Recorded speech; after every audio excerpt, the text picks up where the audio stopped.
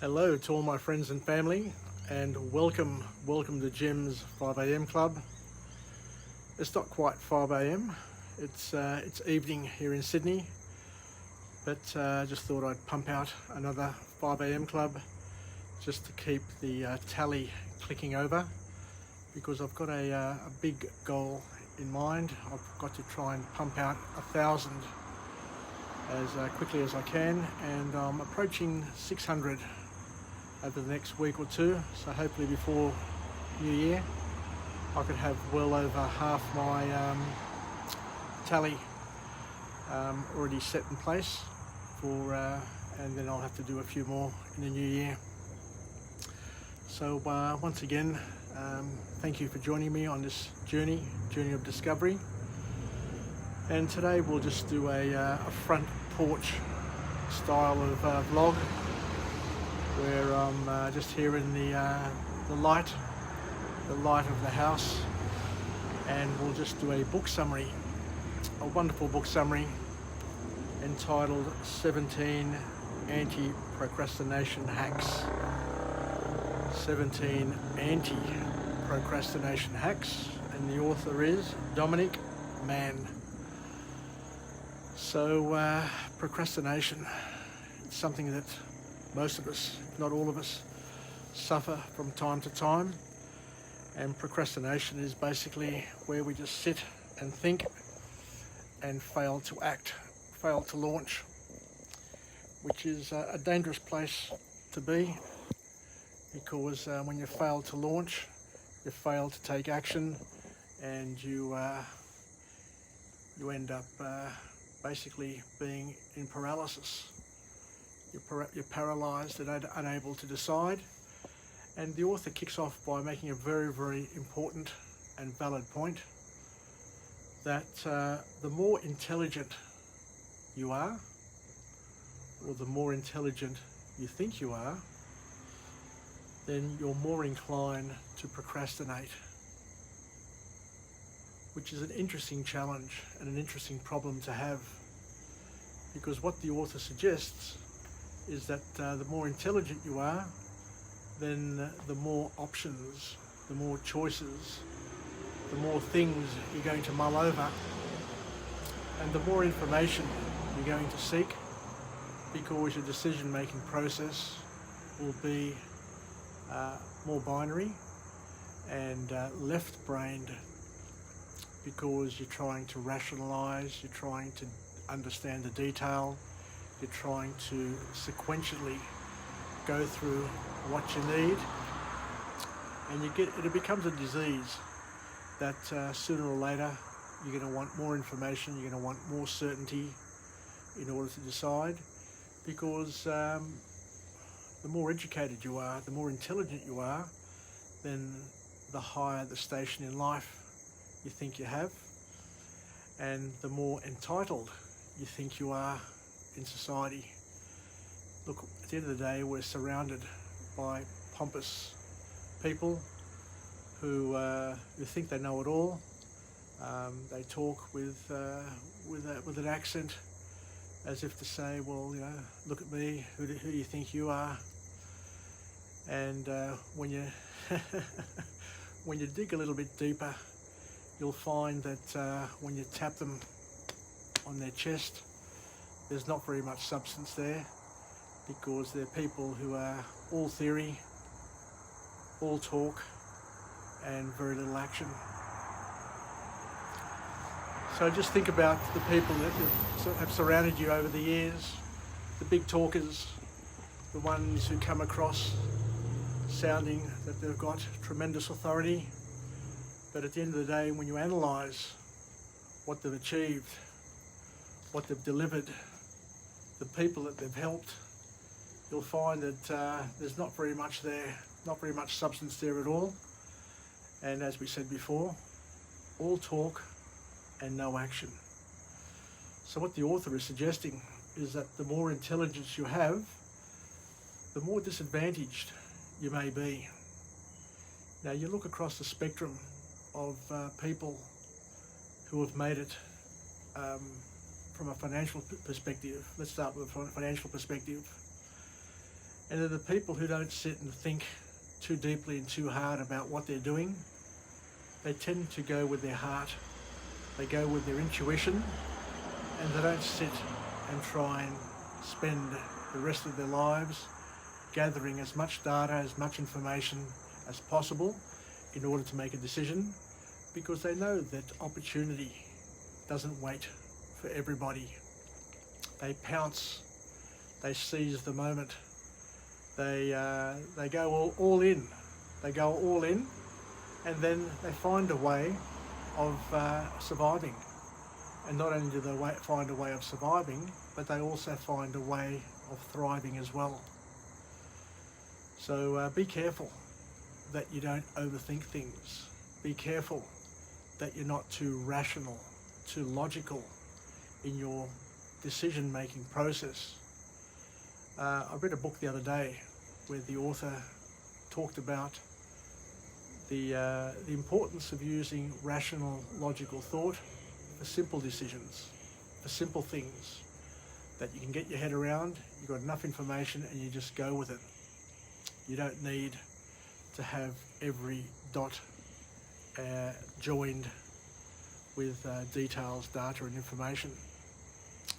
But the author in that other book warned us and made a very, very valid and bold warning, saying that for very, very complex decisions, you will never ever have enough information. You will never ever have enough certainty to pull the trigger. You've just got to go with your intuition, with your subconscious, and give it a go, give it a crack.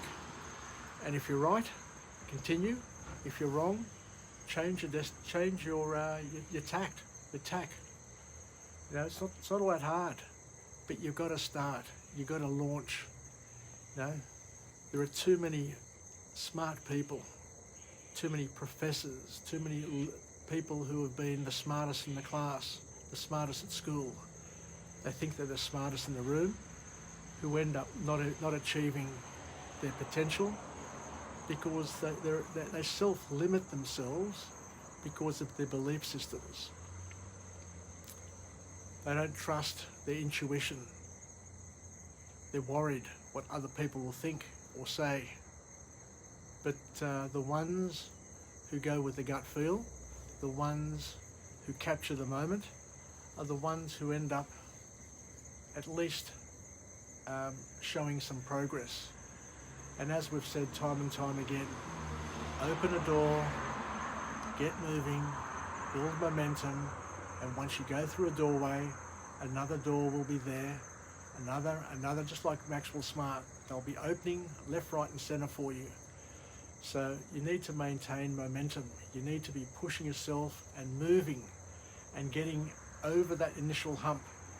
Every path, every road has an initial hump which needs momentum to get over. So you need to convince yourself that you're on the right path, and not because nobody else is going to come and take you by the hand and lead you to your promised land. You need to do it on your own volition, with the blessing of God, and with the help of prayer, and of course with support of people who are willing to support you. But they're there to support you. They're not there to lead you to your promised land. So whatever your promised land is, whatever your dreams are, whatever your hopes are, you need to do it. So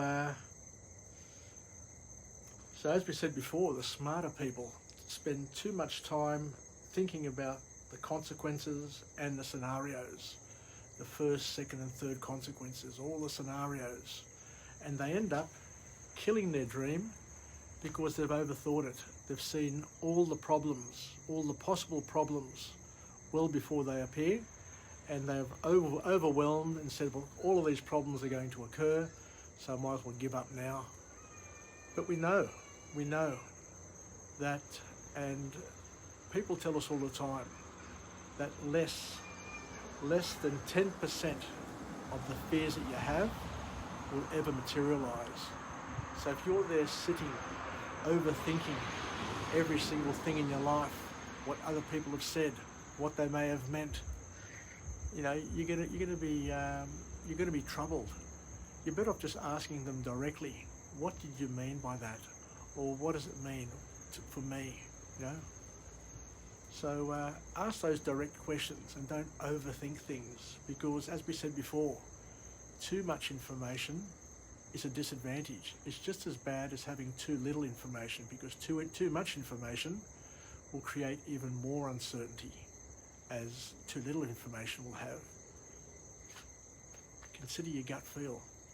It's one of those most powerful things in the world, because your gut feel is where you're connecting with your subconscious, where 95% or up to 95% they suggest of your cognition happens at the subconscious level. So all the things that you're thinking about have already been thought about by your subconscious and have been mulled over, and solutions have been delivered. You just need to go with that gut feel and not be caught up in what they say here, analysis paralysis. So we need to focus, as the author says, on taking action. Any action is good action, as long as you get started, because action means momentum. You need to start moving. You need to start going, because like it or not, it's later than what you think it is, and you don't want to be at the end of the decision-making process when the deadline is looming and still undecided about how you're going to do it and if you're going to do it. So one of the life hacks that the author has is that if it takes less than 2 minutes, just do it. Don't worry about scheduling it. Just do it. If it takes less than 2 minutes, just do it. You need to be able to chunk things down. As they say, you can eat an elephant, but you can't eat it at once.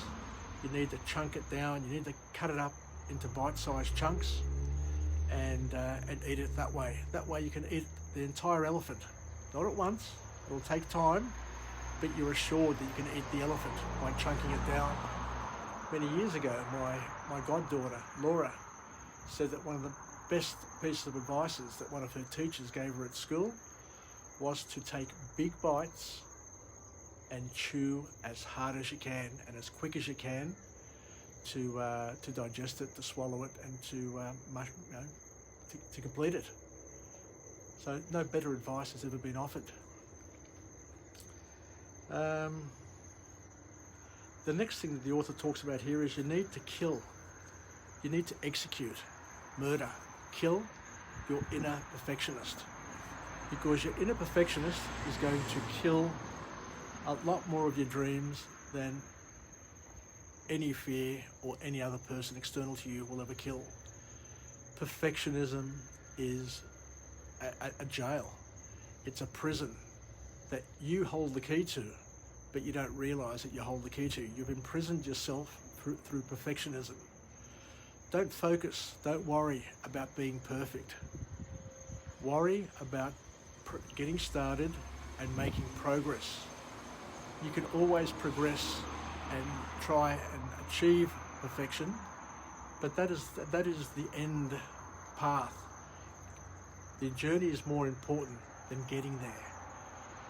So don't be caught up in perfection, because perfection will not only cause you pain, but every single person around you.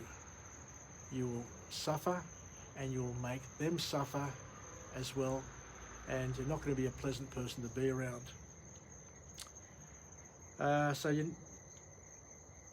So we talk about here, there's a technique called the redirect technique that the author talks about, and he says that you need to do things that are easier and productive. So do the easy things where you can, and build productivity and build momentum is what the author talks about. And the author talks about here that there are two types of visualization. You know how we talk about visualization, the key to visualization? They talk about one thing is to visualize the outcome, and the other thing is to visualize the problems along the way. They say that if you're visualizing the problems, or if you're visualizing, or if you spend too much time visualizing you arriving at your destination, your brain is going to get confused and think that you've actually gotten there. Because if you spend too much time thinking and visualizing getting there, then, as we said, the brain can't tell the difference between reality and something that is vividly imagined. So be careful that you don't talk yourself out of things thinking that you've achieved it when you've actually absolutely done nothing. A lot of people get sucked into that, and you'll know plenty of people around you who are big on the talk. I'm going to do this, I'm going to do that. Look at who I am, look at me. Do you know who I am? I come from this family, blah, blah, blah. And they end up doing nothing. But in their mind, they've imagined that they've actually achieved all the things that they've been bullshitting about all these years. So the author warns us about over-visualization, else you convince yourself that you've actually achieved something when you've actually achieved nothing at all. The next piece of advice I really, really like. The next piece of advice is a cracker. And they say that be careful of the words that you use.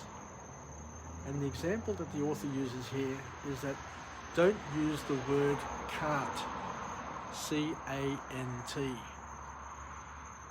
Don't use the word can't because you're tricking yourself, you're fooling yourself. Because you can do anything. What you need to do is to replace the word can't with don't. Don't say, oh, I can't do this and I can't do that, or I can't. Talk about you don't do it. I don't want to do it. Not that I can't do it. I choose not to do it. Be honest with yourself and be honest with the people around you. It's the best policy, according to the author. So he says, don't be the person who can't skip gym or can't go to gym. Be the person who doesn't skip gym. Use vocabulary, use syntax to empower you and to put you in a better light with the people around you so that they know that you're a person who is in control rather than a person who comes up with excuses all the time. Just tell people you don't want to do it. There's nothing wrong with saying you don't want to do it, and you don't have to justify yourself to anyone, friends, family, community.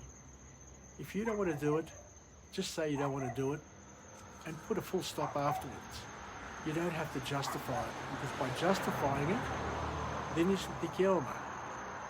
The Greeks call it, you're giving an option for people to talk about you. So be careful about things like that.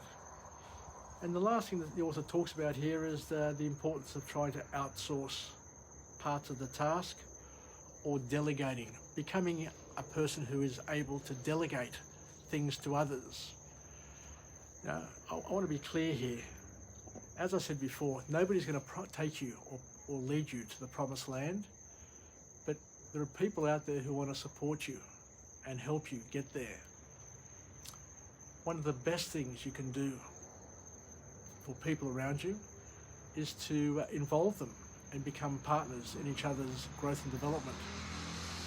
Ask them for favours, and especially when you meet new people for the first time, if you want to build a relationship and build a friendship, the best way of doing it is to ask for a favour.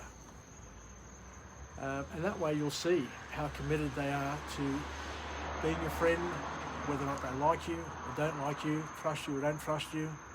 It's always the litmus test to ask them to do you a simple favour. I'm not talking about asking them to give you a kidney or to undergo a DNA, bone marrow transfer. I'm talking about just simple things. So I think that's about it. today, and I've actually enjoyed delivering this Jim's 5am Club. It's quite a powerful one, and it's done here at home on the front porch. I've got the porch light open, and I thank you. I thank you once again for joining me on this other opportunity, this Jim's 5am Club. So let's finish off with a positive affirmation.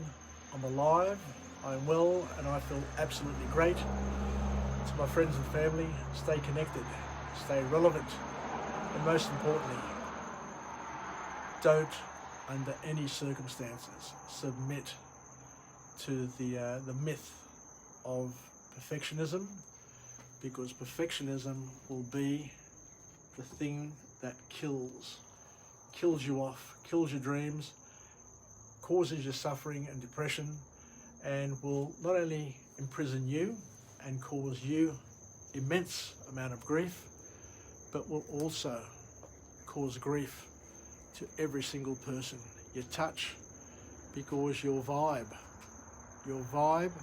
will oppress and will drain the living daylights out of the people around you, and you'll be a drain, you'll be a weight on their shoulders, and you'll be carrying a tremendous weight on your shoulders.